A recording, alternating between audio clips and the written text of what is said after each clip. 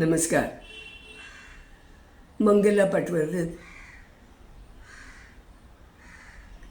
आज ना एक नाट्य अभिवाचन म्हणजे या सत्रात मी तुम्हाला एक आठवण, लॉकडाऊन ॲक्टिव्हिटी हा आजचा विषय आहे.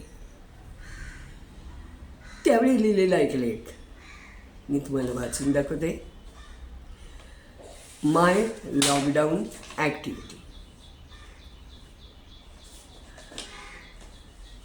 त्यावेळी म्हणजे लॉकडाऊन आपला सुरू झाला मार्च 2020 आणि सगळेच बदललं. त्यावेळी मी 79 पूर्ण होऊन 80व्या वर्षात पदार्पण केलं होतं. तर मग त्यावेळी सगळंच बदललं होतं. घराबाहेर जाणं बंद झालं होतं. करोना म्हणजे अगदी एक जागतिक भीती, भाऊ असं सगळं होतं. पण नशिबाने मला करोना झाला नाही आणि त्यामुळे हा अभिनव उपक्रम करता आला. त्यावेळी कसं होतं माहिती आहे का, घराबाहेर जाणं बंद झालं आणि अंतर राखायचं, कोणाच्या जवळ जायचं नाही, हस्तांदोलन करायचं नाही, नमस्कार हा किती आदर्श आहे, मग मास्क लावायचा, साबुनी सतत हात धुवायचे, पेपरातल्या रोज घाबरवणाऱ्या बातम्या, ही सगळं चालू होतं. खरंच भयानकच होता तो कार्यकाळ. अगदी टी व्हीनी सुद्धा लोक सगळी, लॉकडाऊन म्हणजे सगळी घरी न, मग ती बोर होऊ नयेत म्हणून महाभारत आणि रामायण चालू केलं, म्हणजे लोक त्यात अडकतील. तुम्हाला माहिती आहे का, थोडंसं हटके सांगते तुम्हाला. महाभारतच्या 3 एपिसोडमध्ये मी काम केलं होतं. 11, 12, 13 मला वाटतं. आणि म्हणजे अगदी हिरोईन नव्हे, पण गोकुळातली एक आयडेंटिफाय होणारं रोल पाहिजे असं माझी अट होती. आणि त्याप्रमाणे तो आयडेंटिफाय होत असे. गोकुळातलं काम होतं. थोडं हटके जाऊन सांगते की US मध्ये मी गेले होते. माझ्या मेवण्याबरोबर बँकेत गेले त्यांच्यात, आणि पलीकडनं आवाज आला, हॅलो हॅलो मंगला. मी म्हटलं अरे बापरे, इथले कोण मला मंगला म्हणते. हॅलो मंगला पटवर्धन. म्हटलं हाऊ कम यू नो मी. तर ते मला म्हणाले की I was assistant director of Mahabharat. Your this episodes 11, 12 and 13. ही त्यांनीच मला आठवण करून दिली. Okay, anyway that's a part.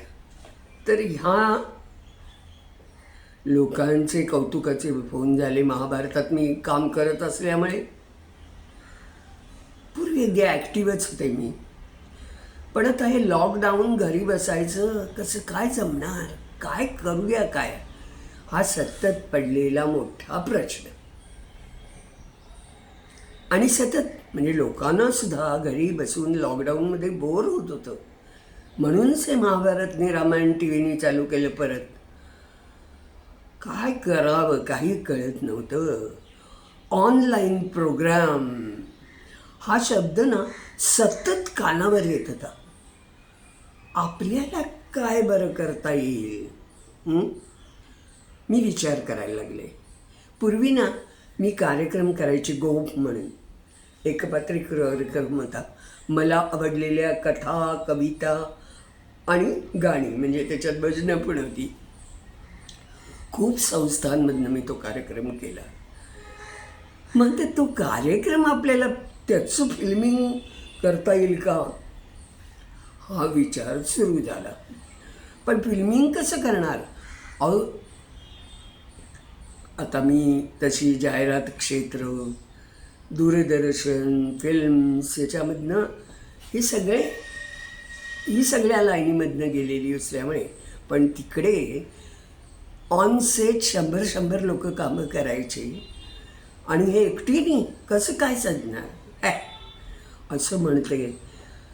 तेवढ्यात कुणीतरी एक मला गुगल ओपन कॅमेरा ॲपविषयी सांगितलं आणि yes you can do it. म्हटलं वा. मग मी त्याचा थोडा अभ्यास केला आणि बघितलं आणि मला जमलं. तुम्हाला सारखे इतका परमानंद झाला मला की आपलं आपण अकेल्या चालू रे. सेल्फ शूटिंगचं मला अतिशय कौतुक वाटायला लागलं, कारण ते माझं मी करू शकत होते विदाउट हेल्प ऑफ एनीबडी. आणि तो मला नादच लागला. पेपरात आवडलेले लेख, कथा, नाट्यप्रवेश, नाटकं, जुनी पेपर कटिंग्स सर्व उपयोगी पडलं. मला एक नाद होता की मला कुठचंही जर आवडलं ना वाचन किंवा लेखन, तर मी त्याचे कटिंग करून माझी एक वेगळी फाईल होती. आता लगेच त्यावेळी वेळच नव्हता, पण त्याचा आता उपयोग होतो. सेल्फ शूटेड मला लगेच लोक साभिनय मराठी कथालेख वाचन असं म्हणून मैत्रिणी आणि नातेवाईकांना कट्ट्यावर पाठवून दिलं. तर काय कौतुकाचा वर्षाव.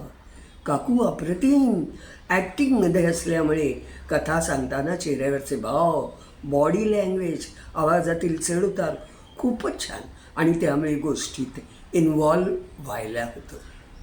खूप सुंदर कथावाचन सलग वाचलं. प्रत्येक व्यक्तीच रेखेसाठी आवाजाचा वेगवेगळा पोत, म्हणजे वरवर विनोदी पण मर्म आणि नेमकं पोचताय सगळं श्रोत्यांपर्यंत. आता असे प्रतिक्रिया आल्यानंतर माझ्या ॲक्टिव्हिटीजनं बरंच आला हो. मी अजूनही सांगते ना की हो, प्रतिक्रिया आणि म्हणजे कॉमेंट्स आणि लाईक्स याच्यामुळे तुम्हाला एक वेगळीच ऊर्जा मिळते. आणि आता मी 84 वर्षाची झाले, तेव्हा मी किती क्लिप्स केल्या. माझे वेगवेगळे जे छंद, म्हणजे आता पूर्वी शिकलेले संगीत थेरपी, त्याचे नवे 13 क्लिप्स केल्या. आणि मी ह्या सर्व बाबतीत अगदी सांगते तुम्हाला, यूट्यूबची मी आभारी आहे, कारण त्यांच्यामुळे मला कळलं की मी आज 75 क्लिप्स केलेल्या आहेत वेगवेगळ्या पहिल्यापासून. नाही तर कशाला कळताय, तुम्ही उद्या हे सगळं विसरून जाता. So I must thank them. आणखी एक वर्ष मी 17व्या वर्षी कीबोर्ड वाजवायला शिकले हो. म्हणजे तो कीबोर्डचं ओझं पाठीवर घेऊन 2 जिने चढून बालविकासमध्ये मी शिकत होते. आणि माझे गुरुजी खूपच छान, म्हणजे अतिशय चांगले होते ते. त्यांना मी सांगितलं होतं की मला व्याकरण शिकायचं नाही, किंवा आता ह्या वयामध्ये मला आवडलेली चित्रगीतं आणि भावगीतं ही वाजवायला शिकणारे सांगाल ना. त्यानं विनंती केली आणि त्यांनी ती ऐकली आणि बराबर मला ते नोटेशन्स द्यायचे. मग अर्थात प्रॅक्टिस खूप, सातत्य हा प्रकार प्रत्येक गोष्टीमध्ये लागतोच. आणि मी ते शिकले जवळजवळ 100 गाणी. मग CD केली त्याची. आता काय जे जोपासायचे छंद, म्हणजे हे सगळं करायलाच पाहिजे. आणि हे सर्व करताना स्मार्टफोनचे विविध पैलू शिकले. अर्थात असं म्हटलं ना मी तरी खूप काही सगळं शिकले असं मुळीच नाही. अजूनही खूप काही शिकायचं आहे. माणूस जन्मभर विद्यार्थी असतो, पण वेळ छान जातो, स्वानंद मिळतो. किती छान. पूर्वी नोकरी, घर, संसार, मुलं ह्याच्यामध्ये बिझी होते, आणि आता लॉकडाऊन होता ना तरी बिझी. आनंद.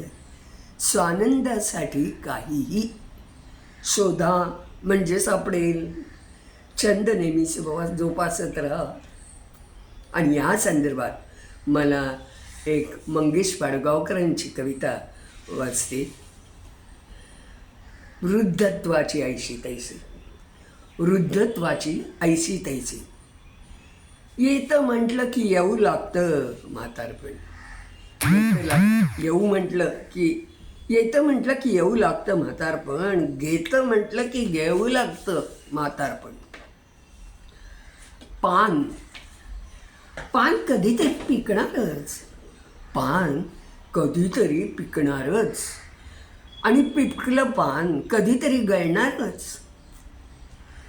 गळलं पान मातीला मिळणारच. अहो झाड कधी कणतं का? झाड कधी कणतं का? कधी काही म्हणतं का? गिरक्या गिरक्या घेत घेत नाचत जातं पिकलं पान. कविता पिवळी धमक धमक वाचत जातं पिकलं पान. आणि कवितेचा शेवट करताना ते म्हणतात की तरुण असलो की तरुण असतं म्हातारपण. तरुण असलं की तरुण असतं म्हातारपण. रडत बसलं की करुण असतं म्हातारपण. तरुण असलो की तरुण असतं म्हातारपण. रडत बसलो की करुण असतं म्हातारपण. आपले विचार सकारात्मक असले तर मला वाटतं म्हातारपण आपल्या जवळपासही येणार नाही. काळजीनं डोक्याचा भुगा होणार नाही. कसले टेन्शन आहे हो या आयुष्य, कसली टेन्शन आहे या आयुष्य. अहो म्हणा वृद्धत्वाची ऐशी तैसी, वृद्धत्वाची ऐशी तैसी. नमस्कार.